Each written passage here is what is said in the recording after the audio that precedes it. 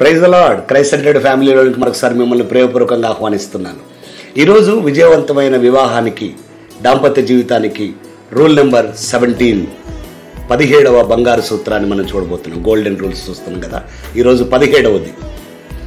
మీరు గుర్తుపెట్టుకోండి, చాలా సులభంగా గుర్తుపెట్టుకోవచ్చు. సామెతల గ్రంథం 17:17. 17th golden principal, Proverbs 17:17. మనం ఆ మాట చూస్తాం. నిజమైన స్నేహితుడు విడువక ప్రేమిస్తాడు. చాలా అద్భుతమైన రూల్. భార్యాభర్తలు ఇద్దరికీ తెలిసిన మ్యూచువల్ ఫ్రెండ్స్ ఉండాలి.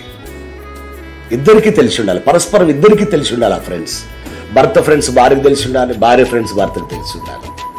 తెలియని ఫ్రెండ్స్ ఉండొద్దు. చాలామంది ఫ్రెండ్స్ ఉంటారండి. కొంతమందికి అసలు స్నేహితులే ఉండరు, అది మంచిది కాదు. లేదా కొంతమందికి సపరేట్ ఫ్రెండ్స్ ఉంటారు. భార్య ఫ్రెండ్స్ వేరు, భర్త ఫ్రెండ్స్ వేరు, అది కూడా డేంజర్. కొంతమందికి నెగిటివ్ ఫ్రెండ్స్ ఉంటారు. భర్త మీద భార్యకు, భార్య మీద భర్తకు నేర్పిస్తారు. No, that is wrong.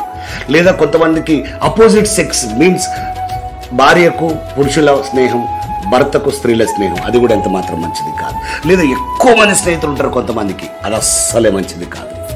కాబట్టి హెల్తీ ఫ్రెండ్షిప్ గురించి మాట్లాడుతున్నాను నేను. ఇద్దరికి తెలిసిన వాళ్ళు ఉండాలి.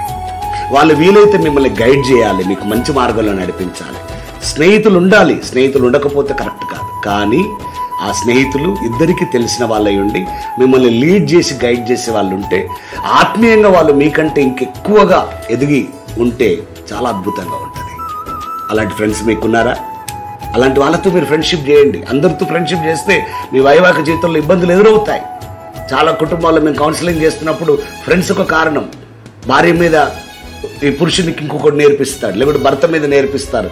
అవి మనసులో పెట్టుకొని వాళ్ళిద్దరూ సంసారం చేస్తారు, దాంపత్య జీవితం కొనసాగిస్తారు. కానీ చాలా కష్టాలు ఉంటాయి. అలా ఉండకూడదు.